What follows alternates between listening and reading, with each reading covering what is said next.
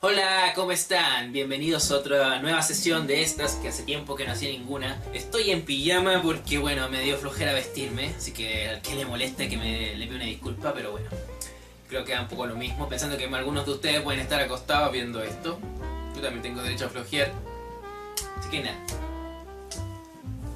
Bueno, retomando un poco en el video anterior, habíamos quedado hablando de los romanos, de la caída del Imperio Romano. Pero ahora era necesario referirse a quienes habían entrado en Roma, en las fronteras romanas, en las provincias romanas de Europa Occidental, y que de a poco se fueron apoderando de ellas e instalándose, como usándolos como asentamientos ya fijos, permanentes. Me refiero a los germanos. Los germanos, que no me refiero a germanos de Germania, porque los germanos no solamente se limitaron a vivir en Alemania, vivieron en lo que se podría considerar España, Portugal, Francia, Bélgica, Holanda, Suiza, Alemania, parte de Italia, Dinamarca, Escandinavia, o sea, prácticamente toda Europa. Ah, y también Gran Bretaña, la parte de Inglaterra. Sí, toda Europa occidental. Un poco más, un poco menos. A eso me refiero, no son esos, o sea, esos germanos. Germanos que tampoco tienen que ver con Germán. Tampoco tiene que ver con esta persona, claro. Bueno, esos germanos. Los germanos tienen los mismos orígenes que los romanos y los griegos. Pero, como estaban alejados de la cuna de la civilización en ese entonces, dicha cuna era el mar Mediterráneo y obviamente todos los pueblos que están alrededor de ella. Por algo, Italia, donde estaba Roma, era la cuna de la civilización, el norte de África, Cartago, Egipto, Oriente Medio, todo lo que es Siria, Palestina, toda esa parte. Y los lugares que estaban alejados de ella estaban más atrasados culturalmente, menos desarrollados. Y por eso, bueno, en esos lugares habitaban los germanos, que por algo los romanos le decían bárbaros, que por algo se les llamaban paganos, que significa campesinos, porque eran tribus seminómadas que se dedicaban al pastoreo, buscaban pastos para sus rebaños. Bueno, yo recuerdo que tenía un profesor en la universidad que se llamaba Sebastián Salinas, el cual tenía toda una teoría de que, creo que esto ya lo dije antes, me da la sensación, pero lo digo de nuevo por si acaso. Él tenía toda una teoría de que habían pueblos que estaban asentados cerca de las fronteras de lo que era el Imperio Chino en la antigüedad, y que ellos se fueron desplazando al occidente, y estos pueblos desplazaron a otros, y estos a otros, y estos a otros, y así sucesivamente hasta tener estos pueblos germanos que provocaron la caída de Roma, del Imperio Romano de Occidente. ¿Por qué estaban alejados de la cuna de la civilización? Bueno, porque resulta que en el Mediterráneo estaba el principal punto de encuentro, la principal conexión entre rutas comerciales, donde se daba todo el intercambio comercial, cultural, de conocimientos, de intelectual, todo. Y al estar retirado de esas zonas, obviamente el desarrollo llega menos a esas zonas. Es algo así que ya es de sentido común, no tiene nada de especial entenderlo. Bueno, y aparte terminaron creando una religión politeísta, naturalista, que quiere decir que sus dioses, variados dioses, representaban a las fuerzas naturales de la tierra. Que bueno, aquí estamos ante la presencia de otra religión que se crea con el fin de explicar fenómenos naturales que todavía no se puede hacer con una explicación científica, porque los conocimientos científicos para hacerla todavía no existen. Por eso se crean las religiones en tiempos antiguos, y cuando el conocimiento científico está en boga y es el suficiente para crear teorías que explican fenómenos naturales, se dejan de lado las religiones. Otro descrédito más para las religiones que se va a ver después, en la modernidad y en tiempos posteriores. Bueno, entre estos dioses tenemos a Odín, que es el señor del cielo, el dios de la guerra y del fuego.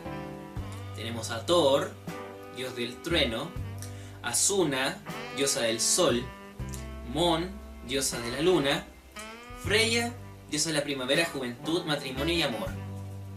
Que bueno, esos son algunos, no son todos. Y aquí les voy a contar una cosa, de los vocablos germanos se deriva, o sea, la derivación de estos vocablos se llega al idioma inglés. Ah, ¿no me crees? Bueno, resulta que Mon, en inglés, termina derivando hasta convertirse en Moon. Osuna termina derivando hasta convertirse en Sun. Y es cuestión de ir viendo que incluso en el actual alemán hay palabras que son parecidas al inglés. Y eso es porque el inglés es derivado de este idioma del alemán, no sé si propiamente el alemán, pero sí del idioma que hablan los germanos, que era parecido al alemán actual. ¿Por qué se produce esto? Porque bueno, resulta que en Inglaterra se instalaron los anglosajones. Los anglos y los sajones que se fusionaron y crearon los anglosajones. ¿Ya? Y bueno, esa fue la raza que se instaló ahí. Por algo el día de hoy hablamos de la raza anglosajona, o bien de estos típicos gringos altos, flaquitos, rubios de ojos azules, que les terminamos diciendo anglosajones, por eso mismo.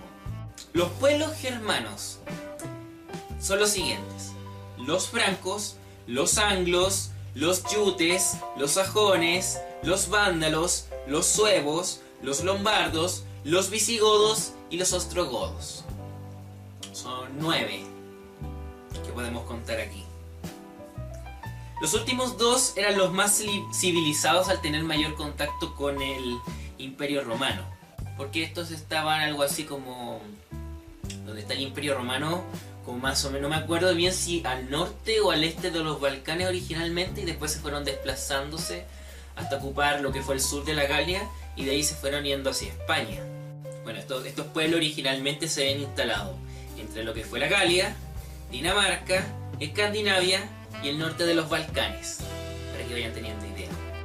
Los germanos atacaron el Imperio Romano en un momento en que ya se encontraba en crisis. Es decir, sin la crisis de este imperio no hubiera sido posible que estos pueblos hubiesen penetrado las provincias de la Europa occidental del Imperio Romano y lo hubiesen atacado y lo hubiesen hecho decaer, para lo cual se demoraron 2 siglos enteros. Bueno, y los motivos ya lo habíamos explicado, es cuestión de ver los videos que hemos hablado de Roma, el video anterior que hablaba de la caída del Imperio Romano. ¿Y cómo fue la repartición de estos pueblos? Bueno, para empezar, primero tenemos los vándalos. Los vándalos se quedaron en una parte que creo que fue como el sur de España, que le pusieron a ese lugar donde vivieron Vandalucía, que después terminó derivando en Andalucía. Y por eso en España hay un lugar que el día de hoy se llama Andalucía. Se instalaron ahí, se instalaron en el norte de África, en la parte de Cartago propiamente tal. Cartago, sí, Cartago. Ya, no. Resulta que estos tipos, por las atrocidades que ellos cometieron en muchas ciudades, incluso antes de la caída del imperio, antes de instalarse definitivamente acá, bueno, resulta que a los vándalos, y también a la derivación de esa palabra, vandalismo, se le asoció como a la atrocidad de destruir casas, propiedades, en fin, ciudades, en fin, hacer actos de destrucción de cosas. Por eso el día de hoy uno se refiere al vandalismo, a, no sé, a la destrucción de una tienda, a saquear, no sé, saquear un supermercado en masa, en fin. Los álanos se posicionaron en el suroeste de España, lo que después terminaría siendo Portugal, con el tiempo, muy con el tiempo. Después estaban los visigodos. Los visigodos se caracterizan por también instalarse en España, pero la diferencia es que ellos echaron a todos los otros germanos que habían en España. Los vándalos, los alanos, los suevos, principalmente, y ellos se quedaron con la península ibérica, con España para ellos solitos. Su capital fue la ciudad de Toledo. O sea, Toledo fue la capital de los visigodos.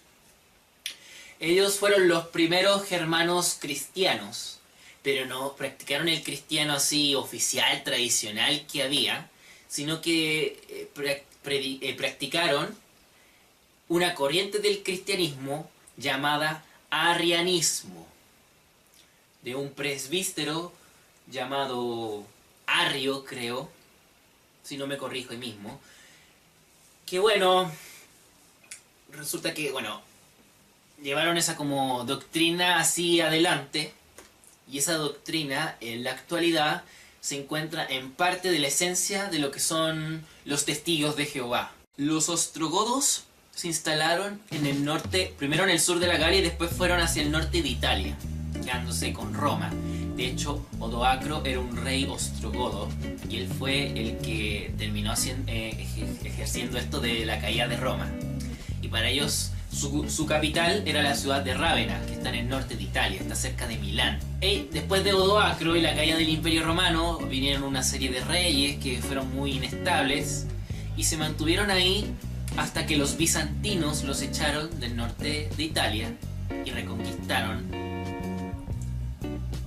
Me falta. Espérate. Como decía, los bizantinos reconquistaron la bota, la salvaron de los ostrogodos y de que ya no existía el Imperio Romano. Se quedaron con ella. Y después de los bizantinos vinieron los lombardos, y los lombardos se quedaron con el norte de la bota, al norte de Italia. Y se sentaron ahí por harto tiempo hasta los tiempos de Carlomagno, en el siglo VIII. Después tenemos a los francos. Los francos fueron el primer pueblo germano en convertirse al cristianismo propiamente tal, no esto del arrianismo como los visigodos. Y eso fue con el rey Clodoveo de la dinastía merovingia. Fíjate que, bueno, después vamos a hablar de los francos, porque vamos a tener que hablar del imperio carolingio, entonces sí vamos a tener que hablar más en extenso de ello. Pero resulta curioso porque me daba risa, estaba buscando por casualidad así qué significaba Clodoveo como nombre, o sea, como etimología de los nombres. Y llegué a una cuestión que significaba ilustrado en armas, una cosa así significaba en el lenguaje de los francos. Y el símil de Clodoveo, el día de hoy, ¿saben qué nombre sería? Luis. O sea, Clodoveo, un nombre franco, en el actual francés si uno quiere, o incluso para el español, sería Luis. Es raro, esas cosas que pasan, no sé. Después están los sajones. Los sajones es un pueblo más retirado todavía de todos estos que habíamos dicho, obviamente más incivilizado, seguían siendo tribus seminómadas y se mantuvieron así hasta los tiempos de Carlomagno. Ya lo vamos a ver más en extenso cuando hablemos del Imperio Carolingio, de nuevo. Y bueno, se asentaron a la orilla noreste del río Rin y el río Danubio. Era la frontera con los romanos en algún momento. Después se asociaron con los anglos, y tanto sajones como anglos se instalaron después en Inglaterra, y de ahí se formó eso que yo había dicho antes, lo de la raza anglosajona, que hasta el día de hoy existe, claro. Por último, vienen los vikingos, como parte de estos pueblos germanos. Que yo creo que muchos de ustedes, cuando yo hablé de la religión que tenían los germanos, se imaginaban como los dioses de los vikingos. Sí, es verdad. O sea, los vikingos también fueron germanos. Los vikingos se caracterizaron, bueno, el vocablo vikingos, en el idioma que hablaban ellos, significaba hombres del norte. ¿Por qué? Porque vivían en Escandinavia, que es lo más al norte que existe en Europa.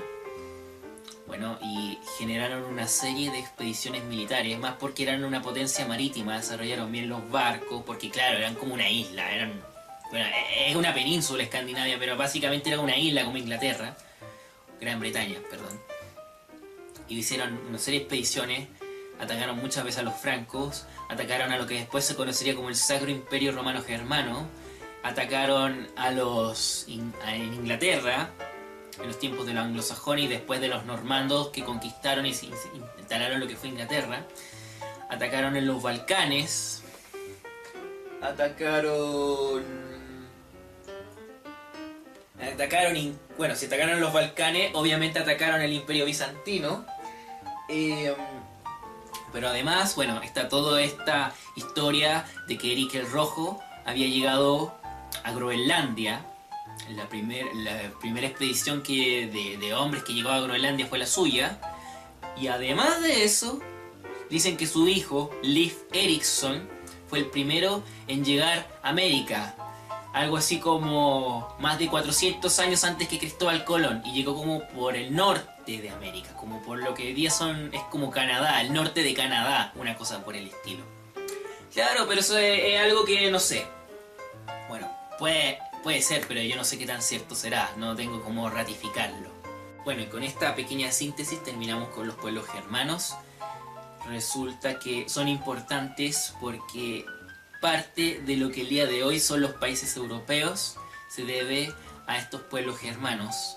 Porque en la antigüedad un factor de su identidad lo entregó el Imperio Romano.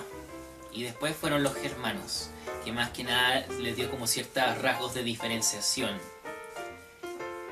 Básicamente. Por ejemplo, los españoles, si bien tuvieron población autóctona desde tiempos así anteriores a la escritura, así, como la cueva de Atapuerca, en fin.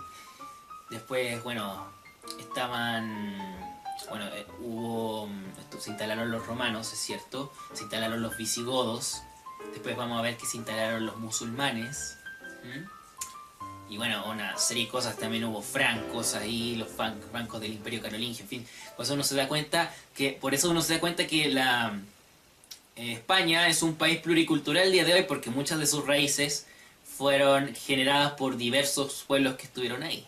Y uno de ellos fueron los germanos, que fueron variados, muchos variados, con distintas, quizás, desarrollos en el tiempo. Bueno, por eso. Volveremos a hablar de ellos, de algunos de ellos, porque cuando uno habla de historia, la historia no es como un pedazo de tela que uno puede como cortarla y separarla del resto. La historia es algo de que tú hablas de un tema y empiezan a aparecer otros que están cercanos a ellos, incluso remotos, relativamente lejanos.